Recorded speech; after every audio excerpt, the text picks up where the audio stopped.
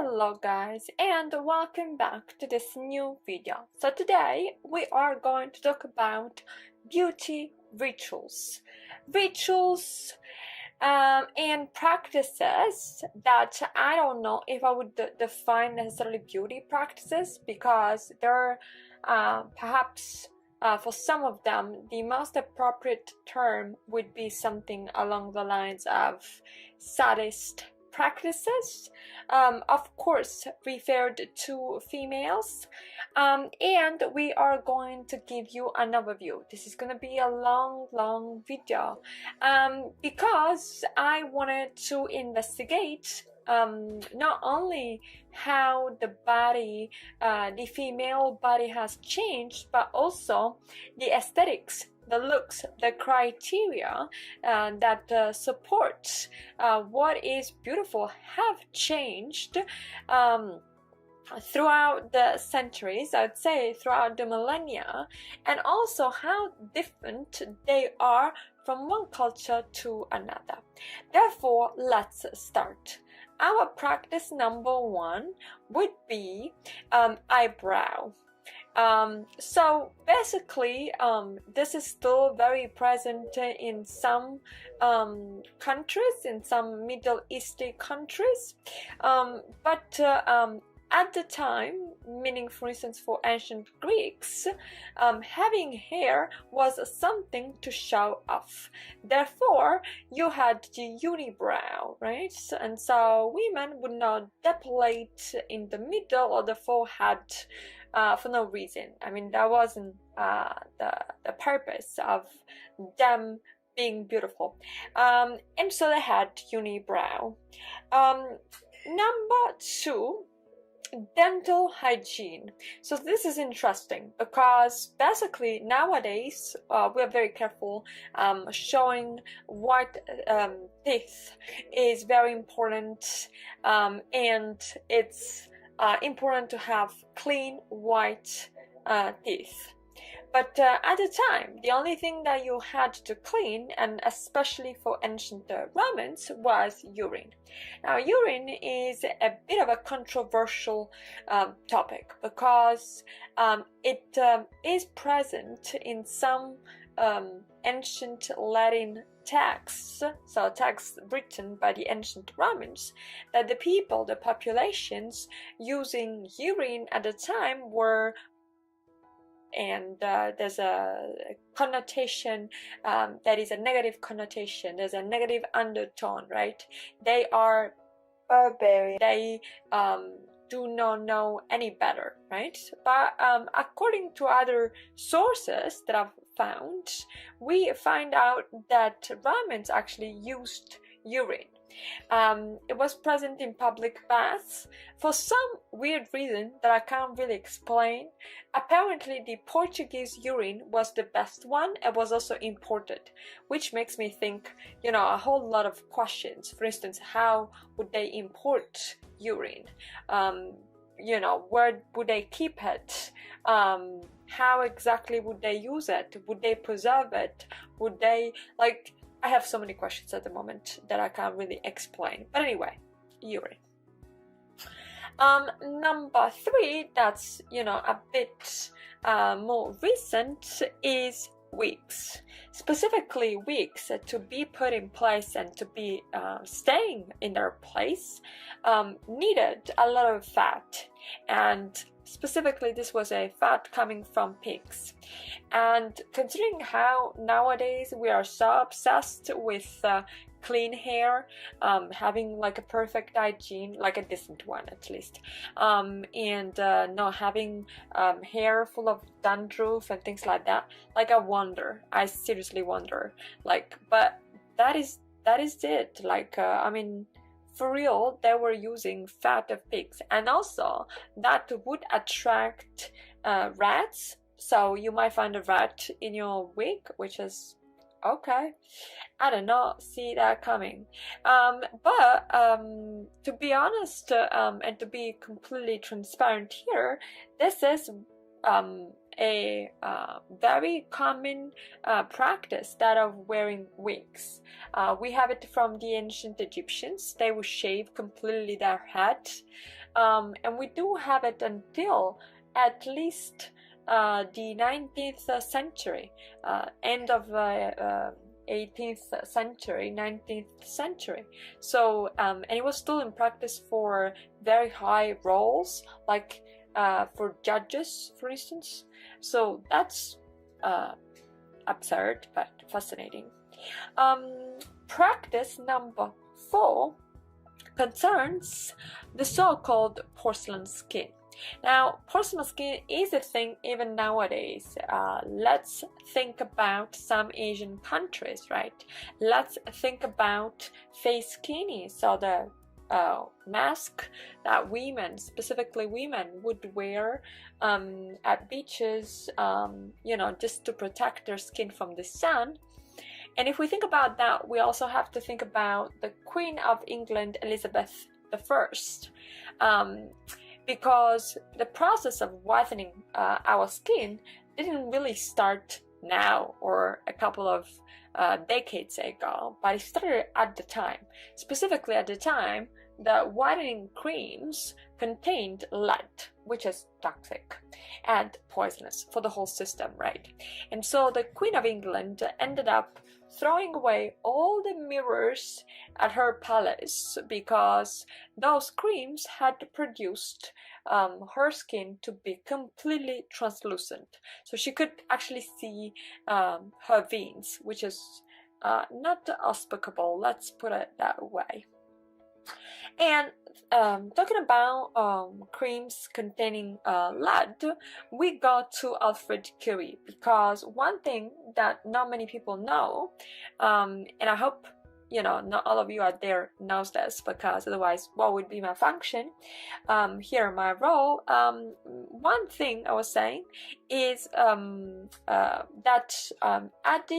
pretty much at the beginning, I should say, at the beginning of the discoveries on radioactivity, something that happened was that some laymen, entrepreneurs, and people alike would promote radioactive creams. Specifically, there was a guy that we don't even know for sure that it actually existed, but the guy's name was Alfred Curie, and probably he was not related to the Curies, but he was behind the creams. What else would you want if not a radioactive cream to spread on your face? Specifically, this cream contained radium bromide and thorium chloride. So think about that. I mean, the kind of pain and the kind of devilish practices that we as women have endured to look more beautiful over the course of centuries. And so inevitably we would end up having scars, and specifically scars on our faces.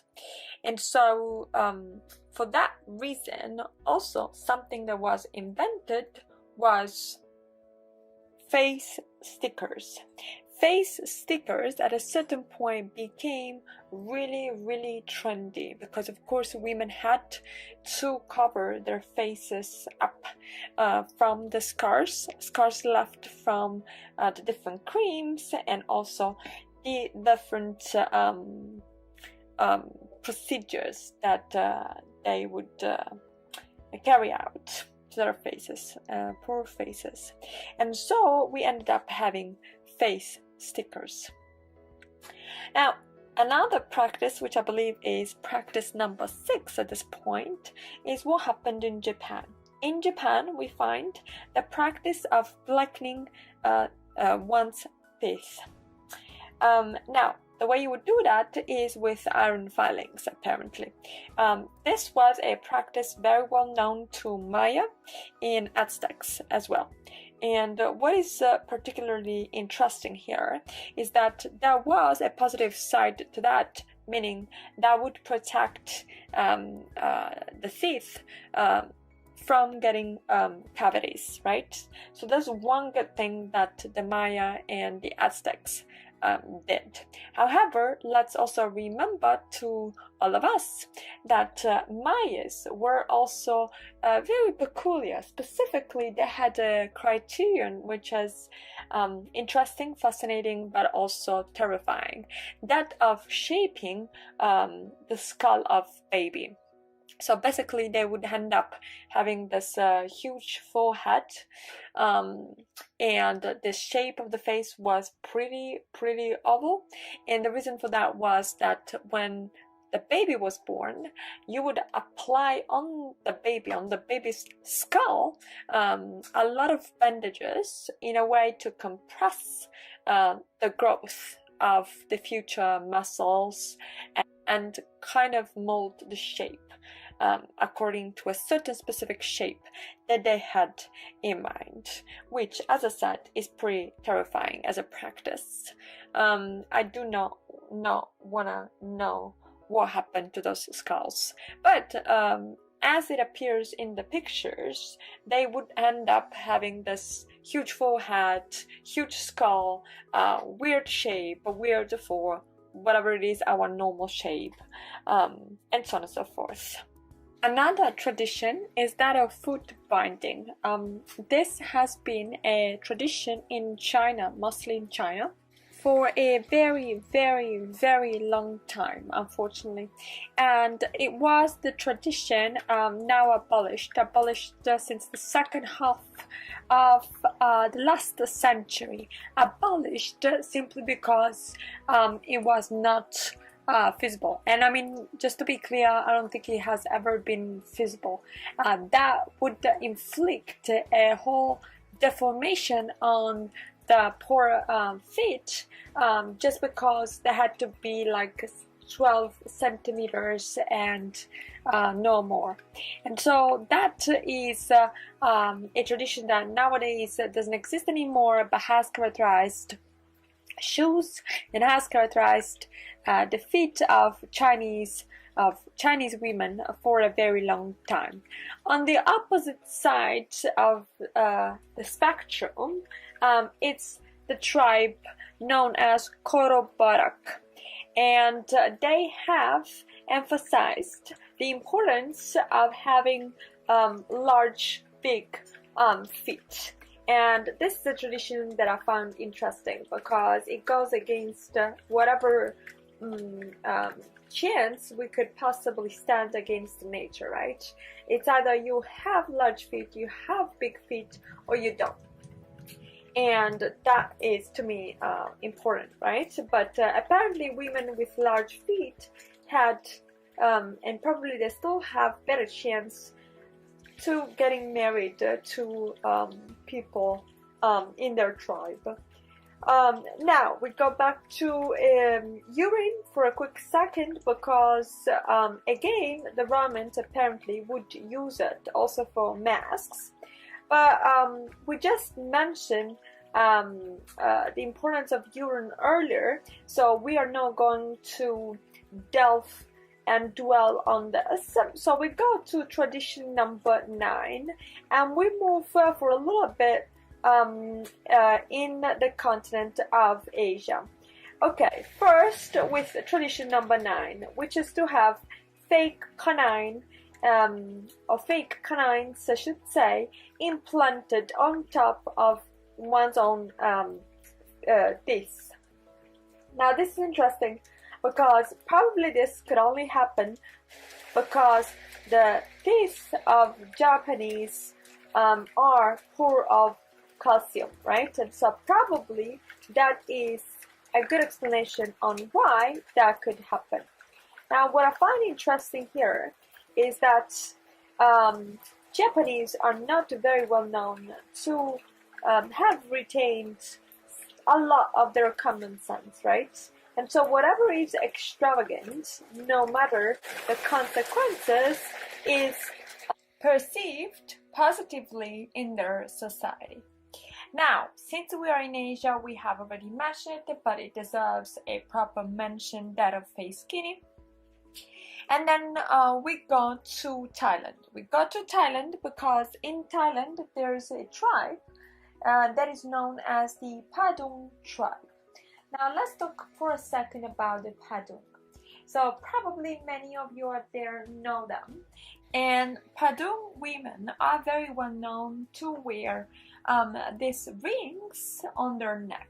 Now the first ring, which is put in place at a very early age, it's a ring that weighs 3 kilograms. And so the final result of this procedure is to lower the rib cage so that basically the neck appears to be very slender and also very tall. And then from that we go to a different continent, which is Africa, and we go to the practice of scarification, which is basically to inflict upon oneself, upon one's body, to inflict a scar without letting blood coming out of it, right? And so the whole skin becomes marked because the skin develops this hypertrophic sort of scars, and so there's like a superstructure of the skin to the smooth stratum of the skin itself. So basically you have the normal layer, and then on top of it you have a thicker layer that has developed to cure, to heal from that scar. And now the markings upon the skin are absolutely beautiful, but it's not really something we are used to, or we think of it in positive terms. One, because of our biases, because of our culture, but number two, because the ideal in continents like Europe or Asia or America is predominantly that of a very smooth skin, so much so that even wrinkles is something we have a hard time dealing with and accepting. And then we have other tendencies. For instance, Mauritania is a country where the tendency goes against the predominant trend. The predominant trend is of having women that are very, very skinny. There are models for runways, but also for major magazines. And in Mauritania, there's a practice known as gavage. Now, according to the gavage, women are taken when they are very, very young, and they're fed 20 liters of camel milk, 2 kilos of butter, and then 2 kilos of millet. And so basically they are put on a mission to gain as much weight as possible. Now that's understandable also because Mauritania is not a very wealthy country, and therefore to have that is important. To have a woman that represents in that way fat, and so abundance, and represents therefore wealth. Then from that we go to the Mursi tribe. That is just one of the many examples that we can name of tribes where women wear lip plates. Now the lip plate is introduced again once the 2 frontal teeth are removed, and it could reach a circumference, a diameter of 10 centimeters, so a circumference that is huge basically. And that is what they do, right? Because once the diameter reaches that circumference, then they are ready to get married. Now I must say that in doing this research, in carrying out this research, I have encountered so many traditions, but the video has lasted already very long, and so I have to cut it short. And I'm sure I've missed some interesting, fascinating practices and beauty rituals across the world and in history. However, let me just say I'm aware of some of them. For instance, women in the Andes, they wear this relatively big nose rings. They're like black, and that is because traditionally those women were raped, and so that was a negative mark that they put on themselves. But I've seen the pictures. Those are absolutely beautiful women with all the wrinkles, with all, you know, their faces marked by hard work, possibly in the fields. Anyway, as I said, I have to cut it short. So for this video, for now, this is it. This is all I got for you guys. I hope sincerely you have enjoyed the video. If you have, please don't forget to like the video, subscribe, comment below, let me know your thoughts. I am actually looking forward to hearing all your thoughts. And don't forget to subscribe, as I said, hit the notification bell, let me know what you think. What is the beauty ritual that you have found most interesting in this episode? And we'll talk some more next time with a new video. Bye!